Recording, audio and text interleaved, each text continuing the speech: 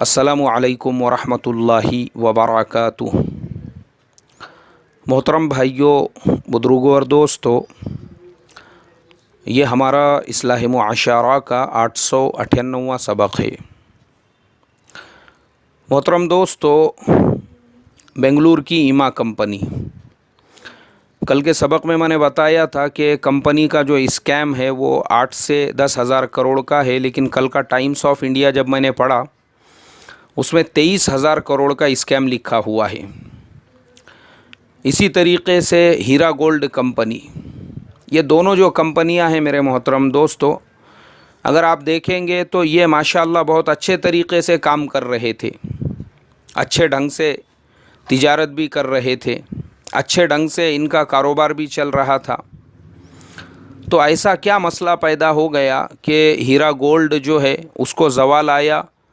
अभी हीरा गोल्ड का मामला ठंडा भी नहीं हुआ था, तो फिर ये ईमा कंपनी जो पिछले 2006 से लेके तो 2019 तक तकरीबन 13 साल से अपने इन्वेस्टर्स को रिफ़ंड दे रही थी, प्रॉफिट में बराबर से हिस्सेदारी दे रही थी। अचानक ऐसा क्या हो गया कि कंपनी के जो ऑनर है मंसूर अली ख़ान, कल मैंने उनका भी एक ऑडियो सुना, वो अल्लाह का बंदा इतना ज़्यादा नाउम्मीद हो चुका है कि उस ऑडियो के अंदर उन्होंने ये कहा, जो उन्होंने बेंगलुरु कमिश्नर साहब को भेजा है, उसके अंदर ये कहा है कि भाई आप तक जब मेरा ये ऑडियो पहुँचेगा शायद मैं दुनिया में नहीं रहूँगा।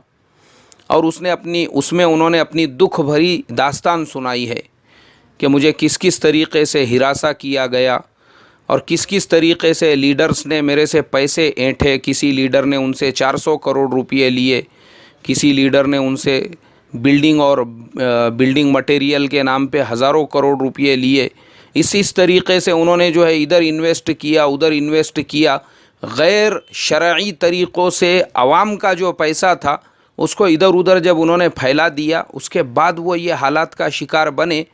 आज मेरे मोहतरम दोस्तों, करोड़ों रुपयों की कंपनी चलाने वाला अगर वो ये जुमला कहे कि मेरा वॉइस क्लिप जब आपके पास पहुँचे शायद उस वक्त तक मैं दुनिया में ही ना रहूं, इससे बढ़कर मेरे और आपके लिए इबरत की बात क्या होंगी? आप सोचो ना, यानी कितनी बड़ी इबरत और नसीहत की बात इसके अंदर छुपी हुई है। इतना बड़ा जो है कंपनी का ऑनर ये जुमला अगर कहे कि मेरा ऑडियो क्लिप जब आप सुन रहे होंगे शायद मैं दुनिया में नहीं रहूँगा, अरे भाई इतना नाउम्मीद होने की ज़रूरत नहीं है।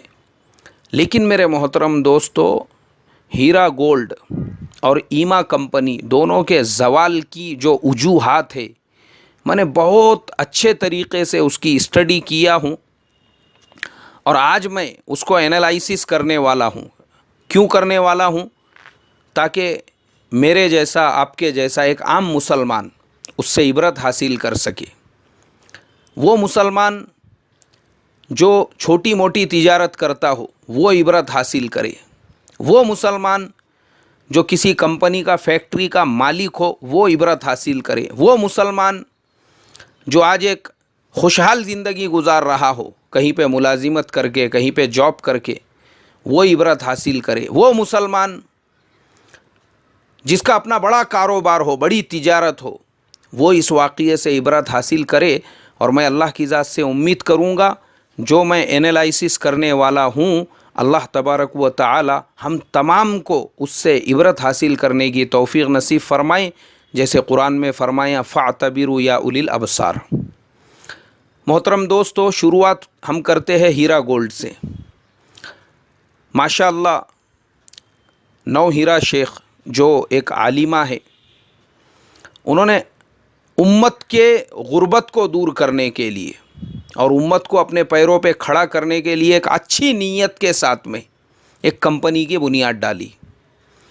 अब शुरुआत में उनकी तिजारत वगैरह बहुत अच्छे तरीक़े से चल रही थी, सालों से वो लोगों को प्रॉफिट भी देते आ रही थी। बिगाड़ जो पैदा हुआ मेरे मोहतरम दोस्तों, जहाँ से ये बिगाड़ की और ज़वाल की शुरुआत हुई, प्रॉब्लम ये हुआ जैसा जैसा माल बढ़ता गया, जैसा जैसा पैसा बढ़ता गया, तो क्या हो गया कि तायुश जो है वो दाखिल होता गया। अभी तायुश किसे कहेंगे? फजूल खर्ची, दिखावा, मीडिया चैनल्स को बुलाना, اخبارات کے اندر رپورٹنگ کرانا.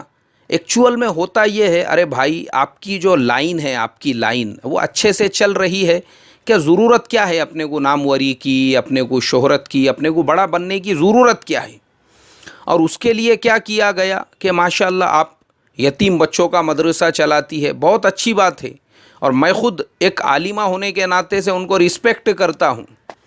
لیکن میرے محترم دوستو، مدرسے کے جلسے میں فلم اسٹارز کو بلانا، اور میں نے خود دیکھا ہوں میری آنکھوں سے، بڑے بڑے فلم اسٹارز کو وہاں پہ انوائٹ کرنا. اب بچے جو ہے مدرسے کے جلسے کے اندر وہ ایسے پروگرام کر رہے ہیں جس کو دیکھ کر جو ہے تھوڑی دیر کے لیے افسوس ہوا کہ بھائی مدرسوں کے اسٹیج کے اوپر لڑکیوں کا اس طریقے کا پروگرام پیش کرنا وہ غیر مناسب ہے، اور فلم اداکاراؤں کا اور فلم اداکاروں کا ہمارے مدرسوں کے جلسوں سے کیا لینا دینا ہے؟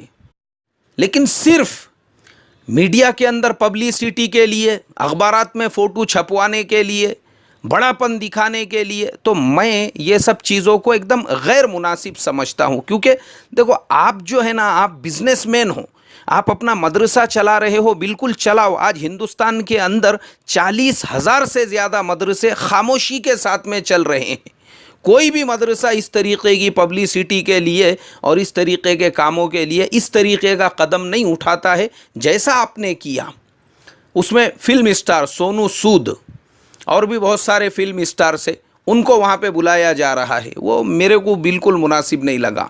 اور میوزک کے ساتھ میں جو بچوں کے پروگرام اس کے اندر پیش کیے گئے، تو شروعات جو ہوئی زوال کی شروعات وہ بڑا بننے کے شوق سے. اب بڑا بننے کا جو شوق تھا، کیونکہ مال تو آ گیا، مالی اعتبار سے تو آپ کو اتنا فائنینشیلی آپ اتنے اسٹرانگ ہو گئے، ہزاروں کروڑ کی کمپنی آپ کی کھڑی ہو گئی. اب دل میں ایک جذبہ پیدا ہوا کہ بھائی میں نے پولیٹیکل اور سیاسی اعتبار سے بھی اپنی پوزیشن کو مضبوط بنانا چاہیے. میرے محترم دوستو، جو سب سے بڑا رانگ ٹرن ہمارے نوہیرا آپا جان کا جو تھا، وہ تھا ان کا پالیٹکس میں آنا اور خود کی سیاسی پارٹی کا بنانا. انہوں نے جو سیاسی پارٹی بنائے تھے، مہیلا امپاورمنٹ کیا نام تھا اس کا، وہ جو پارٹی انہوں نے بنائی تھی، میرے اعتبار سے وہ پارٹی کا بنانا اور وہ پارٹی کو کرناٹکا الیکشن کے اندر ہر متدار سنگھ کے اندر کھڑا کرنا، یہ ان کے زندگی کا سب سے رانگ اور سب سے غلط فیصلہ تھا. کیونکہ جو ہیرا گولڈ کے اوپر حالات آئے اور ہیرا گولڈ کمپنی جو بند ہوئی، اس کا جو ریزن میں نے جو انالائسس کیا ہوں، مطلب میرے بولنے کا کیا ہے، میرے بولنے کا مطلب یہ ہے بھائی، ہندوستان کے اندر دوسرے بھی بڑے بڑے لوگ تجارت کر رہے ہیں، مسلمانوں کی کمپنیاں ہیں. ہمدرد کمپنی ورلڈ کی لارجسٹ میڈیسن کمپنی ہے پوری دنیا کے اندر. ابھی آپ نے دیکھے ہوں گے رمضان میں روح افزا کا ذرا سا شارٹیج ہو گیا، پورے ملک میں ہاہاکار مچ گیا. خالی ایک پروڈکٹ ہے ہمدرد کا، ہمدرد ویسے ہزاروں پروڈکٹ بناتی ہے، اتنی بڑی کمپنی، لیکن کسی مسلمان کو اس کے آنر کے بارے میں بھی پتہ نہیں ہوگا، اس کے مالک کون ہے. کیوں؟ اس لیے کہ تاجر جو لوگ ہیں وہ خاموشی کے ساتھ میں تجارت کرتے ہیں. وہ ایک کمپنی نہیں، ہزاروں کمپنیاں ہیں مسلمانوں کی. ہندوستان کے مسلمان کو کم مت سمجھو آپ، اللہ نے بہت نوازا ہوا ہے. یہاں پہ بھی مسلمانوں کی بڑی بڑی کمپنیاں چلتی ہے. میں ابھی ان سب کے نام لینا مناسب نہیں سمجھتا ہوں، لیکن ان کمپنیوں کو جو چلانے والے ہیں وہ اپنے باپ دادا کے زمانے سے ایک سوئی کے ساتھ ان کا پورا فوکس صرف اپنے بزنس کے اوپر ہے. وہ پالیٹکس میں کبھی آئے نہیں، کبھی انہوں نے میڈیا کے اندر کبھی پبلسٹی کا اپنے آپ کو اس طریقے سے انہوں نے اس طریقے سے کوششیں نہیں کی. تو وہ آرام سے اپنا کام کر رہے ہیں. تو میں یہی کہتا ہوں کہ ہمارے جو آپا جان ہیں، ماشاءاللہ آپ اچھے طریقے سے تجارت کر رہی تھی، اپنی تجارت میں لگی رہتی خاموشی کے ساتھ، ایک سوئی کے ساتھ. ایکچول میں یہ جو شہرت اور حب جاہ کا جو مسئلہ کھڑا ہوا کہ پبلسٹی، میڈیا اور نیوز پیپرز کے اندر فوٹوز اور بڑے بڑے اسٹارز کے ساتھ اور تیلگو فلم اسٹارز کے ساتھ اور ہندی فلم اسٹارز کے ساتھ اور مدرسوں کے جلسے میں ان کو بلانا، اور اس کے بعد یہ شوق کہ مجھے بھی ایم پی بننے کا ہے اور ہمارے بھی اتنے جو ہے ممبر آف پارلیمنٹ رہیں گے اور ہمارے بھی اتنے ایم ایل اے رہیں گے، ہم بھی اپنی ایک پارٹی بنا کر کھڑے کریں گے. تو یہ سیاست جو ہے، یہ میرے محترم دوستو، اللہ کا میں سمجھتا ہوں بہت بڑا میرے اوپر تو پرسنلی احسان ہے کہ مجھے اس نے ایسے آتھرس آج سے 15-20 سال پہلے پڑھنے کے لیے دے دیے تھے، جنہوں نے اپنی کتابوں کے اندر یہ لکھا ہے کہ ہندوستان کے جو حالات ہے اس کے اندر آپ اپنی پرسنلٹی ڈیولپ کرنے کے لیے جتنا کام کرو گے، آپ کو ہر ایک سپورٹ کرے گا، آپ کو کوئی بھی تکلیف نہیں ہوگی، لیکن آپ کے دشمن لوگ اسی وقت میں بنیں گے جب آپ پالیٹکس کے اندر آ جاؤں گے۔ اور یہی ہمارے نوہیرا آپا کے ساتھ میں ہوا۔ جب تک وہ پالیٹکس کے ساتھ میں دور تھی، انہوں نے سیاسی لوگوں سے لڑائی جھگڑے نہیں کیے تھے، کسی نے چھیڑا نہیں تھا ان کو۔ یہ جو ہے میرے محترم دوستو، ان کی لائف کا سب سے رانگ ٹرن کہ انہوں نے اپنے آپ کو سیاست کے اندر جب اتارا، اس کے بعد سے یہ حالات پیدا ہوئے، اس کے بعد سے کمپنی کا یہ مسئلہ کھڑا ہوا، اس کے بعد سارے انویسٹرز ان کے خلاف کھڑے ہوئے، انویسٹرز نے ان کے خلاف کیسز بھی کیے۔ اب آپ مجھے بتائیے کہ اتنی بڑی پاورفل کمپنی چلانے والی اور اتنے بڑے بڑے دینی ادارے چلانے والی ایک عالمہ، ان کو آج جیل کی سلاخوں کے پیچھے ڈالا گیا۔ اتنا افسوس ہوتا ہے میں جب اس طریقے کی خبریں پڑھتا ہوں کہ ان کو دلی سے حیدرآباد لایا گیا اور حیدرآباد سے تھانہ لے جایا گیا اور ممبئی لے جایا گیا اور پونا لایا گیا، تو افسوس ہوتا ہے کہ ایک عالمہ بیچاری، ان کو اس طریقے سے یہ جیل سے وہ جیل سے وہ، یہ کورٹ سے وہ کورٹ، وہ کورٹ سے وہ کورٹ، پوری کورٹوں کے اندر گھمایا جا رہا ہے۔ وجہ جو بنی میرے محترم دوستو، وہ بنی سیاست اور پالیٹکس کے اندر انٹری کرنا۔ اب آئیے ایما کمپنی کی طرف ہم آتے ہیں۔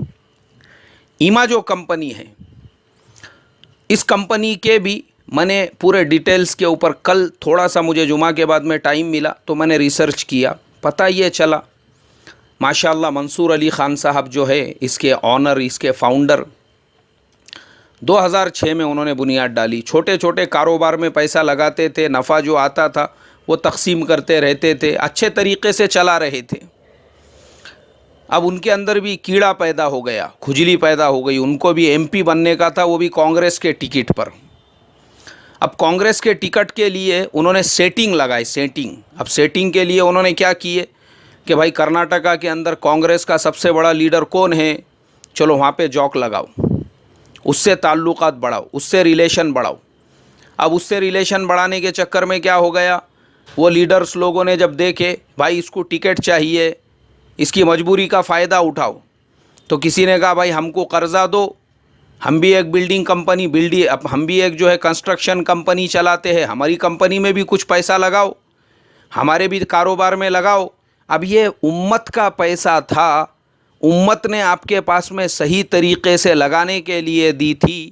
اب ہمارے منصور علی خان صاحب نے جو ہے اٹھا کے، ان کے خود کا بیان یہ ہے کہ ایک لیڈر کو انہوں نے 400 کروڑ روپئے دے دیے، 400 کروڑ روپئے، صرف اس لیے کہ ان کو بنگلور سے کانگریس کا ٹکٹ چاہیے تھا ایم پی کے الیکشن کے لیے۔ اب بھی جو الیکشن ہوئے نا، وہ الیکشن کے لیے ان کو ایم پی بننے کا تھا۔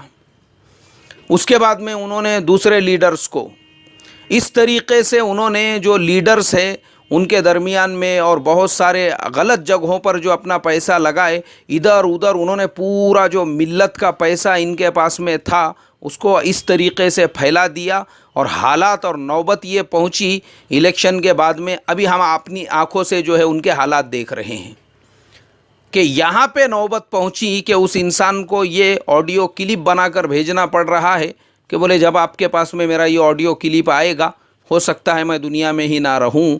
یہ اتنے بدتر حالات کا شکار جو آپ بنے، کس وجہ سے بنے، اب آپ خود مجھے جواب دیجئے۔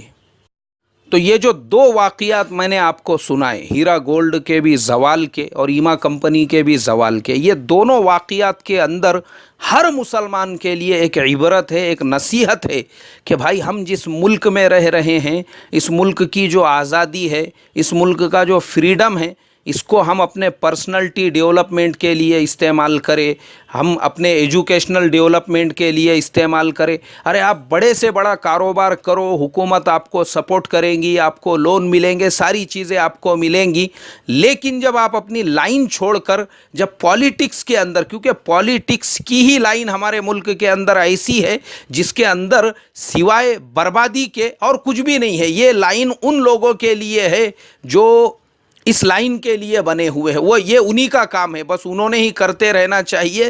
باقی جو تاجر لوگ جو کاروباری لوگ جو اپنی جگہ پہ سیٹ ہے، اگر وہ اپنی لائن چھوڑ کے ان لائنوں کے اندر آئیں گے نا میرے محترم دوستو، تو خود کا بھی ستیاناش کریں گے، دوسروں کا بھی کریں گے. جیسے شاعر نے کہا، ہم تو ڈوبے ہیں صنم، تم کو بھی لے ڈوبیں گے. اور کئی مثالیں ہیں میرے سامنے، رہتے دھندے، رہتے کاروبار، چلتی دکانیں، اور کارپوریشن کے الیکشن میں کھڑے رہنے کی کھجلی، اور یہ الیکشن میں کھڑے رہنے کی کھجلی میں وہ دکانیں برباد ہو گئی، کارخانے برباد ہو گئے، لوگوں کے پاس میں نوکری کرنے پہ مجبور ہوئے. اللہ تبارک و تعالی ان واقعات سے مجھے اور آپ کو عبرت حاصل کرنے کی توفیق عطا فرمائے، اور جتنے لوگ جن کا پیسہ اٹکا ہوا ہے، اللہ ان کے پیسوں کے واپسی کی شکلیں صورتیں پیدا فرمائی. السلام علیکم ورحمۃ اللہ وبرکاتہ.